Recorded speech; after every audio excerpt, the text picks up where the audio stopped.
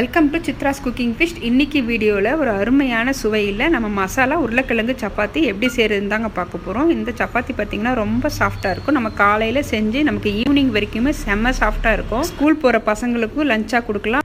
Even நம்ம ஆஃபீஸ்க்கு கூட லஞ்ச் பாக்ஸாக எடுத்துகிட்டு போகலாங்க. நல்லா சாஃப்டாக இருக்கும். கண்டிப்பாக மிஸ் பண்ணாமல் ட்ரை பண்ணுங்கள். இப்போ நம்ம இந்த ரெசிபியை எப்படி பண்ணுறதுன்னு பார்த்துடலாங்க. இந்த மசாலா சப்பாத்தி செய்கிறதுக்கு 4 உருளைக்கிழங்கு எடுத்திருக்கேன். இது 2 பேருக்கான அளவு நான் எடுத்திருக்கேங்க. உருளைக்கிழங்கு தோல் விட்டு கிழங்கு வேகிற அளவுக்கு தண்ணி விட்டு நம்ம குக்கர் க்ளோஸ் பண்ணி 2 விசில் விட்டு எடுத்துக்கலாம். இப்போது உருளைக்கிழங்கு 2 விசில் விட்டு நல்லா வேக வச்சுருக்கேன். இப்போது ஆறின உருளைக்கிழங்கு நான் ஒரு பாத்திரத்தில் சேர்த்துக்கிறேன். சேர்த்துட்டு நல்ல ஒரு மேஷர் வச்சு நல்லா நைஸாக நம்ம மேஷ் பண்ணிக்கலாம். இப்போ இது கூடவே நான் 1/2 கிலோ அளவுக்கு கோதுமை மாவு சேர்த்துக்கிறேன். நம்ம வீட்டில் அரைச்ச கோதுமை மாவு தான் 2 கப் அளவுக்கு நான் சேர்த்துக்கிறேன். இந்த மாவுக்கு தேவையான அளவுக்கு நான் உப்பு சேர்த்துக்கிறேன். உப்பு சேர்த்துட்டு 1/4 டீஸ்பூன் அளவுக்கு மஞ்சள் தூள் சேர்த்துக்கலாம். 1 டீஸ்பூன் அளவுக்கு மிளகாத்தூள் சேர்த்துக்கிறேன். 1 டீஸ்பூன் அளவுக்கு தனியாத்தூள்,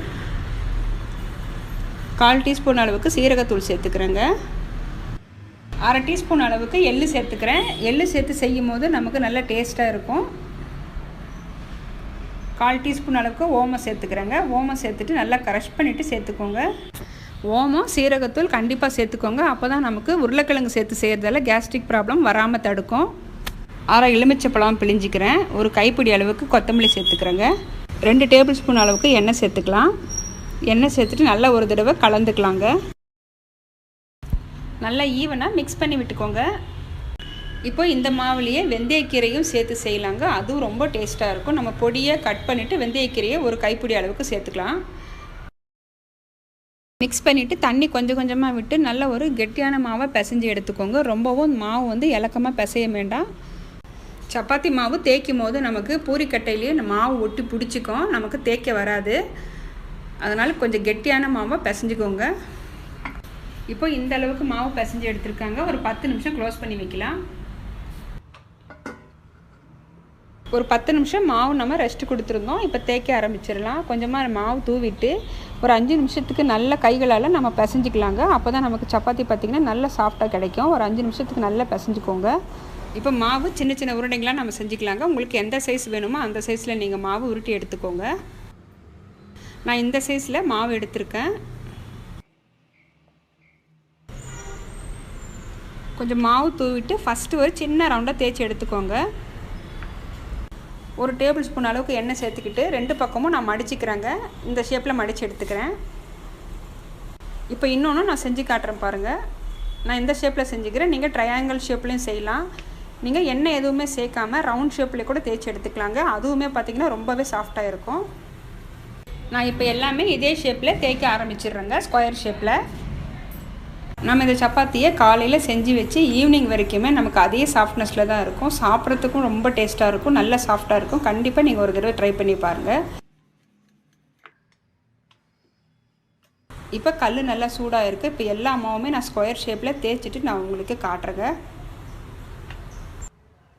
இப்போ தேய்ச்ச மாவு நான் தவாவில் சேர்த்துக்கிறேங்க. தவாவில் சேர்த்துட்டு நல்லா ஹை ஃப்ளேம்லேயே வச்சு 2 பக்கம் நல்லா திருப்பிக்கலாம்.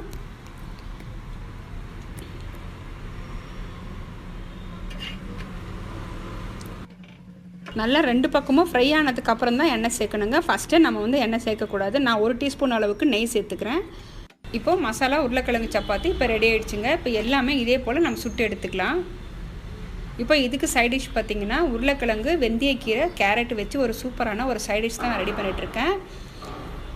குக்கரில் எண்ணெய் ஊற்றி சோம்பு, வெங்காயம், தக்காளி ஃப்ரை ஆனதும் இஞ்சி பூண்டு பேஸ்ட்டு, அதுக்கப்புறம் உருளைக்கிழங்கு, கேரட்டு, வெந்தயக்கீரை 2 கைப்பிடி அளவுக்கு சேர்த்துருக்கேங்க. வெந்தயக்கீரை சேர்த்து செய்யும் போது கிரேவி பார்த்திங்கன்னா ரொம்பவே டேஸ்ட்டாக இருக்கும். ஆல்ரெடி இது நம்ம சேனலில் இருக்குங்க.